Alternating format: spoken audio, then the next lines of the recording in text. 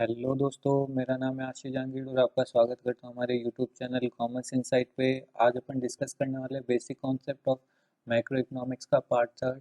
अगर चैनल पे आप पहले बार आ रहे हैं तो चैनल को सब्सक्राइब कीजिए, वीडियो अच्छा लगे तो लाइक कीजिए और बेल नोटिफिकेशन ऑन करके रखिए ताकि आपको आने वाले हर वीडियो का नोटिफिकेशन मिले और आप हमसे कनेक्टेड रहे। तो चलिए शुरू करते हैं आज का वीडियो। तो अपना बेसिकली आज पार्ट थर्ड रहने वाला है, introduction of basic concept of macro economics का। तो आज अपन कौन कौन से टॉपिक्स डिस्कशन करने वाले हैं वो देखते हैं। तो आज का जो अपना टॉपिक डिस्कशन रहेगा वो सबसे पहले स्टॉक और फ्लो कॉन्सेप्ट रहेगा, ठीक है। स्टॉक क्या है, फ्लो कॉन्सेप्ट क्या है, ये रहेगा। दूसरा अपना रहेगा फोर सेक्टर ऑफ इकोनॉमी, कौन कौन से फोर सेक्टर होते हैं एक इकोनॉमी के अंदर और किस तरह से वर्क करते हैं। फिर उसके बाद में इंटरसेक्टोरियल फ्लो रहेगा कि किस तरह से इंटरडिपेंडेंट रहते हैं चारों सेक्टर एक दूसरे के ऊपर।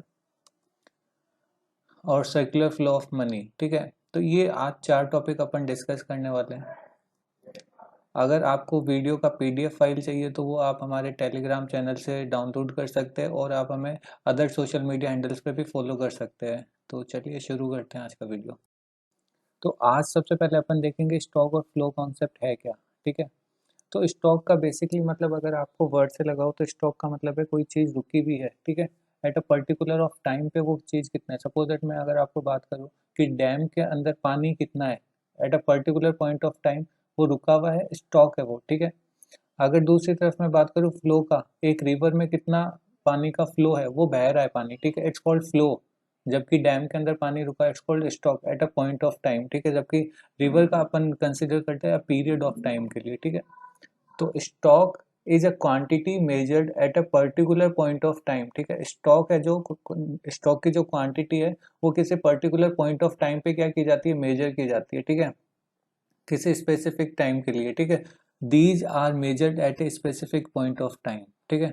सपोज दैट आप बात करते हैं अपन किसी कंपनी में, तो वो किसी गुड्स का अगर स्टॉक वो मेंटेन करती है तो वो ओपनिंग स्टॉक क्लोजिंग स्टॉक देखती है, ठीक है। At the beginning of the month whatever particular time जो भी उसके लिए रहता होगा, at the beginning of the month या at the end of the month या फिर at the beginning of the year या at the end of the year, जो भी वो पर्टिकुलर टाइम पे वो क्या करती है, मेजर करती है। तो वो एक पर्टिकुलर टाइम पे किसी चीज को मेजर करना, इट्स कॉल्ड स्टॉक कॉन्सेप्ट, ठीक है।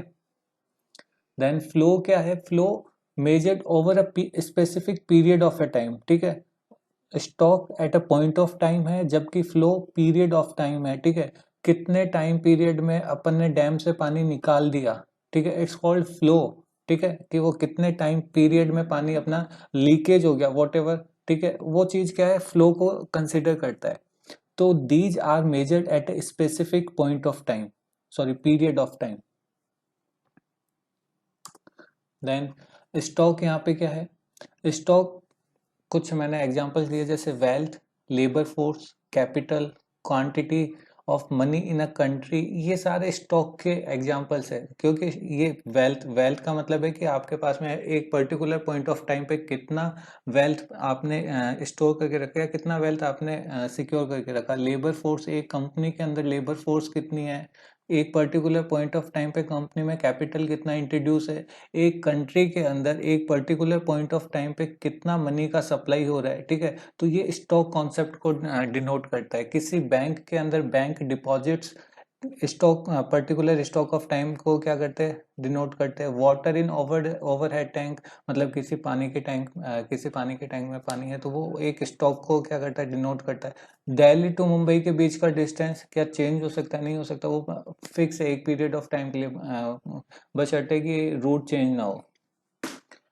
Rice stored in godown, godown के अंदर एक पॉइंट ऑफ टाइम पे राइस, यानी स्टॉक कितना आपने कर रखा है इसका। पॉपुलेशन ऑफ ए कंट्री, एक स्पेसिफिक टाइम पीरियड के लिए अपन पॉइंट ऑफ टाइम पे देखते हैं। अब जैसे सेंसस होता है तो 2011 के सेंसस के अकॉर्डिंग कितना पॉपुलेशन है कंट्री के अंदर, तो वो एक स्पेसिफिक पॉइंट ऑफ टाइम पे है। जबकि फ्लो क्या है कि एक पीरियड ऑफ टाइम की बात करता है। इनकम आपकी कंटिन्यू फ्लो में रहती है, ठीक है। एक्सपेंडिचर ऑन मनी, आप पैसे खर्च करते रहते हैं कंटिन्यूअसली। कैपिटल फॉर्मेशन, चेंज होते रहते हैं आपके। Change in the supply of money in a country, ठीक है, तो आपका जो मनी सप्लाई चेंज हुआ कंट्री में वो फ्लो। इंटरेस्ट ऑन कैपिटल, जैसे जैसे कैपिटल होगी उसके अकॉर्डिंग इंटरेस्ट आपको पे करता रहना पड़ेगा। Leakage of water from the overhead tank, speed of a car going from Delhi to Mumbai. जब एक कार चलती है ऐसा थोड़ी कि सेम स्पीड मेंटेन करके रखे, कभी वो सपोज एट एक कार है जो चल रही 100 km/h से, तो वो कभी 90 होगी, कभी 110 होगी, कभी 80 होगी, तो इस तरह से वेरी करता रहता है फ्लो, ठीक है। सेल्स ऑफ राइस की कितनी सेल्स करी इस पीरियड ऑफ टाइम में आपने, नंबर ऑफ बर्ड्स कितने हैं एक कंट्री के अंदर, तो ये सारे फ्लो के एग्जाम्पल्स हैं, ठीक है। तो ये तो स्टॉक और फ्लो की बात हुई। अब आगे अपन डिस्कस करते हैं इनके बीच का डिफरेंस। बेसिकली जो आपसे मेजरली मोस्ट ऑफली सिचुएशन में पूछा जाता है कि stock refer to the value of a variable at a point of time, जबकि flow refer to the value of a variable during a period of time, ठीक है। यहाँ पे वर्ड आपको थोड़ा सा ध्यान रखना है, स्टॉक पॉइंट ऑफ टाइम को डिनोट करता है, फ्लो पीरियड ऑफ टाइम को डिनोट करता है। Stock is not time dimensional, it is a measured specific point of time, ये किसी एक स्पेसिफिक पॉइंट ऑफ टाइम पे मेजर की जाती है, जबकि flow is a time dimensional, it measure per hour, per month, per year, whatever, जैसे भी आपको कंप्यूटेशन करनी है, मेजर करना है, आप उस अकॉर्डिंग करते रहते हैं, ठीक है।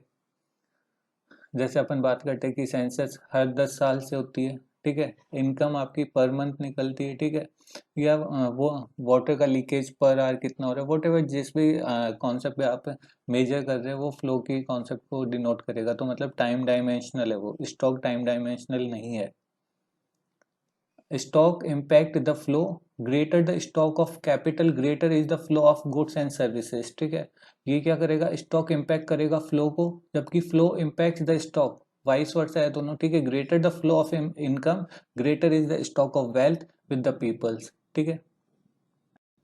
नेक्स्ट टॉपिक अपना है four sector of economy. Economy के चार सेक्टर जिनको अपन देखेंगे। The first one sector is आपका रहेगा हाउस होल्ड सेक्टर, ठीक है। हाउस होल्ड सेक्टर बेसिकली है क्या, it include consumers of goods and services, household are also owner of the factor of the production, ठीक है। बेसिकली जो consumer है गुड्स एंड सर्विसेज का, या फिर जो ऑनर है फैक्टर ऑफ प्रोडक्शन का, बेसिकली देखो ऑनर है factor of, household sector ही ऑनर है फैक्टर ऑफ प्रोडक्शन का। अगर किसी कंपनी को कोई प्लांट इंट्रोड्यूस करना है, कोई प्लांट लगाना है, तो उसके लिए बेसिकली उसको कैपिटल चाहिए, लैंड चाहिए उसको, लेबर चाहिए उसको, ठीक है, एंटरप्रेन्योरियल स्किल्स चाहिए, तो वो आएगी कहाँ से, हाउस होल्ड सेक्टर से आएगी वो सारी चीजें, ठीक है। तो आपको ये ध्यान रखना है कि household sector the owner of the factor of production, और यही कौन है, कंज्यूमर है गुड्स एंड सर्विसेज का, ठीक है।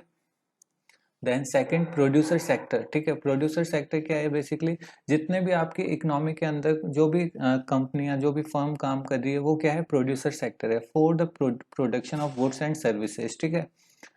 अब देखो ये जो प्रोड्यूसर सेक्टर है ये हायर या परचेज करता है, जो भी उसके फैक्टर प्रोडक्शन फैक्टर है, कहाँ से परचेज करेगा, हाउस होल्ड सेक्टर से। क्या क्या कर सकता है, land, labour, capital, entrepreneurial skills, ये कहाँ से वो परचेज करता है या हायर करता है, हाउस होल्ड सेक्टर से ही वो परचेज या हायर करेगा, ठीक है।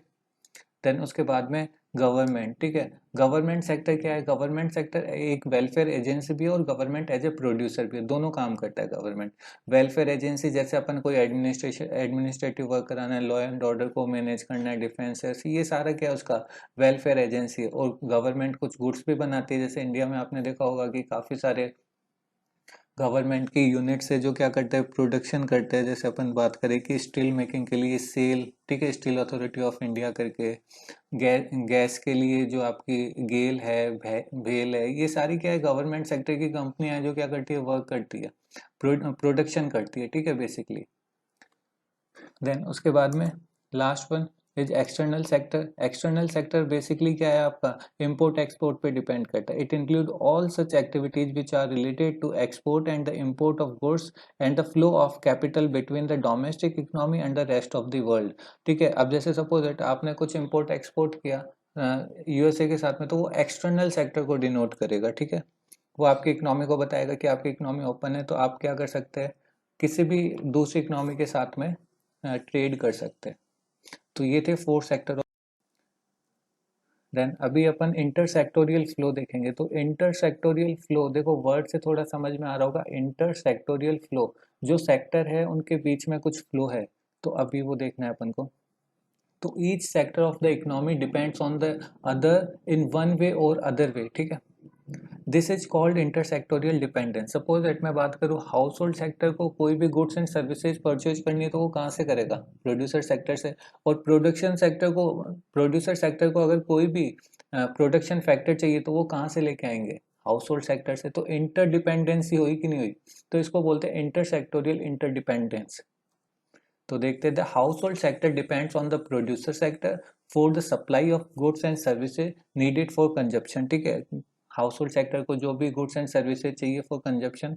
ठीक है, अब producer sector depends on the household sector. अब प्रोड्यूसर सेक्टर क्या है, हाउस होल्ड सेक्टर पे डिपेंड है because of supply of factor of production, these are needed for the production of goods and services, जो कि उसके goods and services को produce करने के लिए काम में आएगी। जैसे प्रोडक्शन फैक्टर्स अभी देखिए अपन ने कौन कौन से थे, लैंड था, लेबर था, कैपिटल था, एंटरप्रेन्योरशिप स्किल थी, ये सारे क्या है, प्रोडक्शन के फैक्टर्स हैं। ठीक है, then the government sector depends on the producer and household sector for its tax and non tax revenue. ठीक है, तो गवर्नमेंट सेक्टर भी क्या है, डिपेंड है किस पे, प्रोड्यूसर और हाउस होल्ड सेक्टर पे, बिकॉज ऑफ वहां से उसको रेवेन्यू जनरेट होता है। कोई भी गुड्स सर्विसेज अगर परचेज करेंगे उस पर टैक्स रहेगा, कुछ नॉन टैक्स रिसीट्स रहेंगे, जैसे आपके कोई भी टैक्स चालान हो गया, एस चीट हो गया, ठीक है, जो पेनल्टीज हो गई, ये सारी क्या है, नॉन टैक्स रिसीट्स है। तो इसके लिए गवर्नमेंट बेसिकली डिपेंड्स होता है हाउस होल्ड सेक्टर और प्रोड्यूसर सेक्टर पे।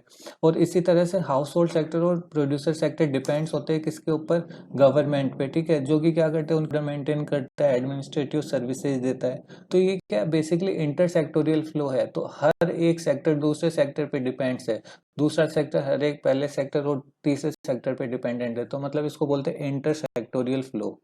ठीक है,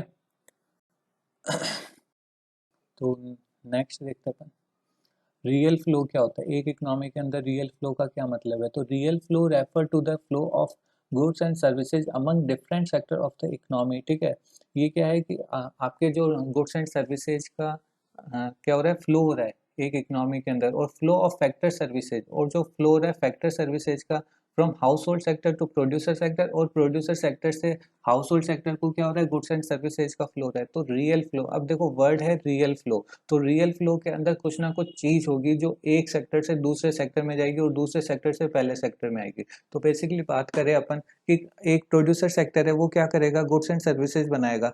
तो गुड्स एंड सर्विसेज को परचेज या कंज्यूम कौन करेगा, आपका फर्स्ट जो हाउस होल्ड सेक्टर है वो। और हाउस होल्ड सेक्टर के पास में जो प्रोडक्शन के फैक्टर्स है उसको कौन परचेज करेगा या हायर करेगा, आपका प्रोड्यूसर सेक्टर, क्योंकि उसको प्रोडक्शन करना है। तो बेसिकली यहाँ पे किसी चीज का क्या हो रहा है, फ्लो हो रहा है। तो अगर हाउस होल्ड सेक्टर किस किस चीज का फ्लो करता है, जैसे फैक्टर सर्विसेज है तो वो उनका वो फ्लो करता है, जैसे आपका कैपिटल है, लैंड है, लेबर है, ठीक है, एंटरप्रेन्योरियल स्किल्स है। तो ये क्या है, ये फ्लो है किसकी तरफ से, हाउस होल्ड सेक्टर की तरफ से प्रोड्यूसर सेक्टर को, और प्रोड्यूसर सेक्टर की तरफ से फ्लो है गुड्स एंड सर्विसेज का हाउस होल्ड सेक्टर को। ठीक है, तो इसको अपन देखते हैं। तो हाउस होल्ड सेक्टर है जो फैक्टर सर्विसेज क्या करता है, देता है किसको, आपके प्रोड्यूसर सेक्टर को। ठीक है, और प्रोड्यूसर सेक्टर क्या देता है, गुड्स एंड सर्विसेज देता है किसको, हाउस होल्ड सेक्टर को। तो ये एक तरीके का क्या बन गया, अपना फ्लो बन गया। ठीक है, तो यहाँ थी गुड्स की बात, सर्विसेज की बात, फैक्टर सर्विसेज। ठीक है, तो ये सारी चीजें क्या होती है, रियल फ्लो होती है। अब नेक्स्ट अपन देखें कि मनी फ्लो क्या होता है। ठीक है, तो मनी फ्लो बेसिकली है क्या, अब पीछे वाले में अपन ने देखा था रियल फ्लो जहाँ पे गुड्स का फ्लो था, अब यहाँ पे मनी का फ्लो होगा बिटवीन द जो भी आपके सेक्टर्स है, डिफरेंट सेक्टर। तो money flow refer to the flow of money across the different sector of the economy, flow of factor payment by the producer sector to the household sector, and flow of money from the household sector to producer sector. अब basically मेरे को ये बात बताओ, अगर आपने कोई भी गुड्स एंड सर्विसेज, मतलब हाउस होल्ड सेक्टर कोई भी गुड्स एंड सर्विसेज परचेज करता है, तो उस गुड्स एंड सर्विसेज के अगेंस्ट में वो क्या दे के आता है, उसको पेमेंट देता है, एक्सपेंडिचर करता है। ठीक है, तो वो एक्सपेंडिचर ही क्या है, मनी का फ्लो है।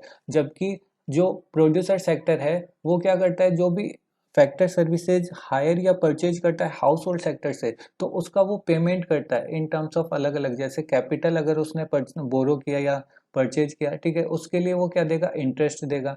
लैंड है तो उसके लिए वो क्या देगा, रेंट देगा। ठीक है, इसी तरह से एंटरप्रेन्योरियल स्किल्स है तो उसके लिए वो प्रॉफिट देगा। तो ये सारी चीज होती है, जैसे लेबर है तो लेबर को क्या देगा, वेजेस देगा।